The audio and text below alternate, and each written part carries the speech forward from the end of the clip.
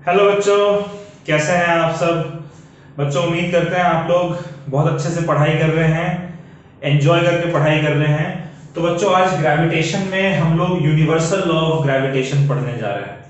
ठीक है, तो देखिए हमने पिछले लेक्चर में जो हमारा इंट्रोडक्शन था, उस इंट्रोडक्शन में हमने सीखा था कि न्यूटन ने ये ऑब्जर्व किया कि इस यूनिवर्स में जितने भी ऑब्जेक्ट्स हैं वो सारे ऑब्जेक्ट्स एक दूसरे को के ऊपर एक फोर्स लगाते हैं और फोर्स लगाकर वो एक दूसरे को अपनी तरफ अट्रैक्ट करते हैं। उस फोर्स को न्यूटन ने नाम दिया ग्रेविटेशनल फोर्स।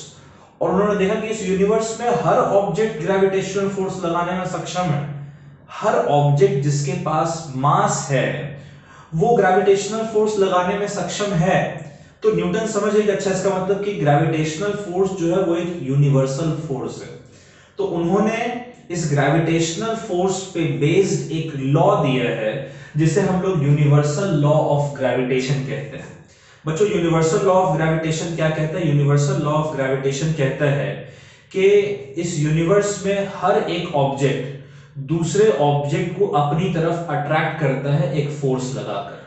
ठीक है, इस यूनिवर्स में हर एक ऑब्जेक्ट दूसरे ऑब्जेक्ट को अपनी तरफ अट्रैक्ट करता है एक फोर्स लगाकर। कैसा फोर्स?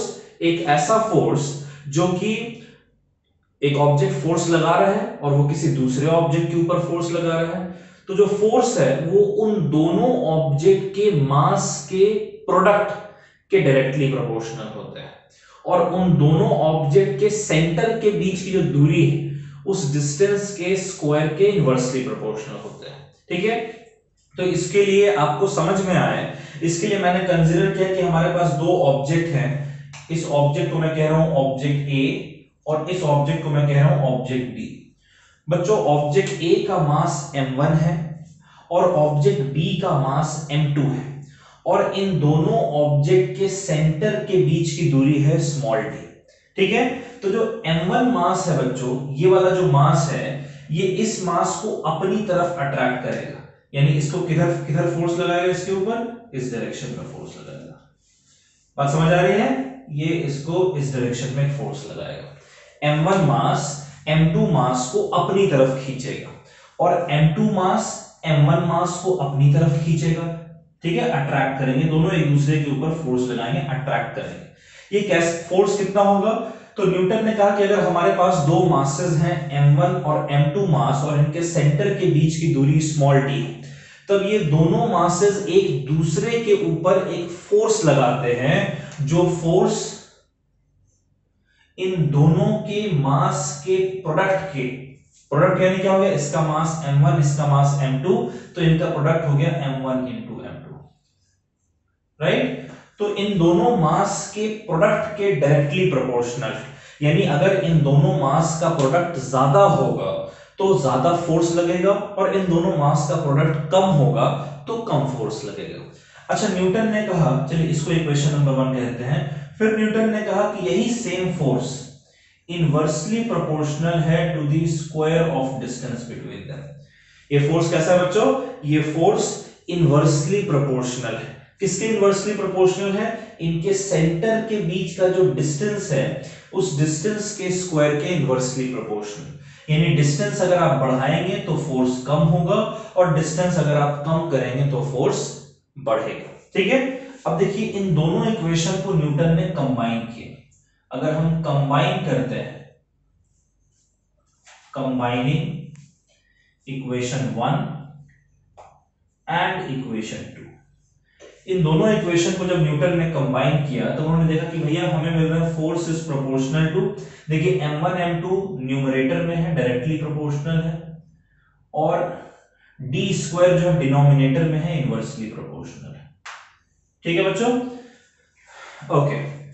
अब देखिए हम सब जानते हैं, आप भी जानते हैं कि यहां पर एक प्रोपोर्शनैलिटी का साइन आ रहा है और फिजिक्स में हम लोग इस प्रोपोर्शनैलिटी साइन को नहीं रखते बल्कि प्रोपोर्शनैलिटी साइन को हम इक्वल टू के साइन से रिप्लेस करते हैं।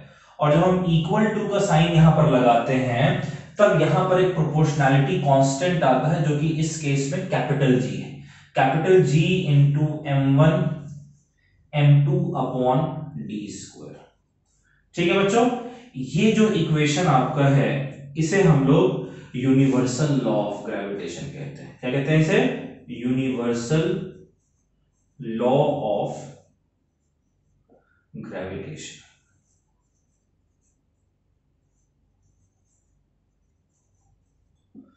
अब जरा आप लोग समझ लीजिए, यहां पर जो कैपिटल जी है, जो कैपिटल जी है बच्चों, इसे हम लोग ग्रेविटेशनल कांस्टेंट कहते हैं। क्या कहते हैं? कैपिटल जी को ग्रेविटेशनल कांस्टेंट।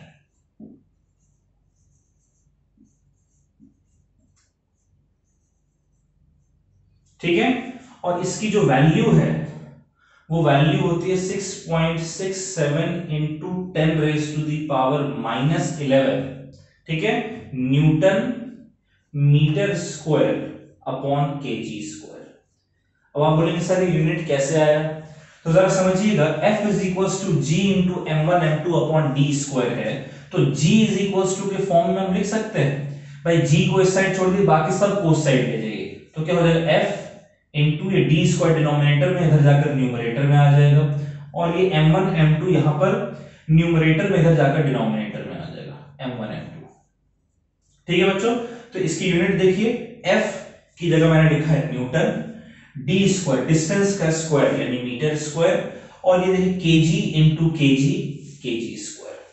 क्लियर है बच्चों? अच्छा, अब एक चीज समझिए कि जी हमारा कैसे, आप जी को कैसे डिफाइन करेंगे? ये ग्रेविटेशनल कांस्टेंट है बच्चों। अगर सपोज करिए कि हमारा जो पहला मास है वो 1 kg के बराबर है। क्लियर है? पहला मास कितना है? 1 kg के बराबर है। अगर जो दूसरा मास है वो भी हमारा 1 kg के बराबर है, और इन दोनों के सेंटर के बीच की जो दूरी है बच्चों, वो डिस्टेंस अगर हमारा 1 मीटर के बराबर है, तो उस केस में क्या, इस केस में आपको F G के बराबर नहीं मिलेगा? भाई देखिए, M1 की जगह आप 1 रख दीजिए, M2 की जगह 1 रख दीजिए, और D की जगह भी 1 रख दीजिए, तो 1 इंटू 1 हो गया 1, और नीचे 1 का स्क्वायर 1 अपॉन 1, ये पूरा का पूरा फैक्टर 1 हो जाएगा, यानी फोर्स जो है वो ग्रेविटेशनल कांस्टेंट के बराबर होना चाहिए। तो आप कह सकते हैं ग्रेविटेशनल कांस्टेंट फोर्स की वो वैल्यू है जब दो मासेस 1 kg के होंगे और इनके सेंटर के बीच की दूरी 1 मीटर के बराबर होगी। क्लियर है बात? तो इसीलिए न्यूटन ने इस पूरे यूनिवर्सल लॉ ऑफ ग्रेविटेशन क्या देखा यहां पर कि भाई अगर हमारे पास दो मासेस हैं M1 M2, ये मासेस एक दूसरे के ऊपर कुछ इस तरीके से फोर्स लगाते हैं कि वो फोर्स इनके मास के प्रोडक्ट के डायरेक्टली प्रोपोर्शनल होता है, और इनके सेंटर के बीच की दूरी के स्क्वायर के इनवर्सली प्रोपोर्शनल होता है। तो देखिए यही लिखा हुआ बच्चों स्टेटमेंट में, every object in this universe attracts every another object by a force. Her object इस यूनिवर्स में हर दूसरे ऑब्जेक्ट को अपनी तरफ अट्रैक्ट करता, अपनी तरफ खींचता है एक फोर्स लगाकर। वो फोर्स डायरेक्टली प्रोपोर्शनल है to the product of their masses, directly proportional to the product of their masses, and inversely proportional to square of distance between their centre. और इनवर्सली प्रोपोर्शनल किसके है? Square of centre, square of distance between their centre. अच्छा, एक important चीज आप और note कर लीजिएगा यहां पर, ठीक है, वो ये है कि ये फोर्स किस डायरेक्शन में एक्ट करता है। तो आप लिखेंगे force always acts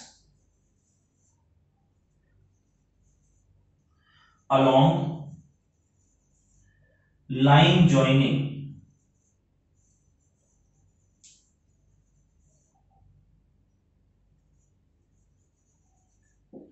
there centre.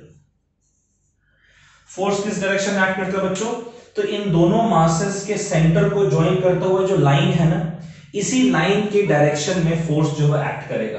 देखिए ये फोर्स इसी लाइन के अलोंग एक्ट कर रहा है, ये फोर्स इसी लाइन के अलोंग एक्ट कर रहा है। ये मास इसे अपनी तरफ खींचेगा, अट्रैक्ट कर रहा है, ये मास इसे अपनी तरफ खींचेगा, अट्रैक्ट कर रहा है। क्लियर है? चलिए, यूनिवर्सल लॉ ऑफ ग्रेविटेशन जो है बच्चों, इसको आप समझ कर नोट करें।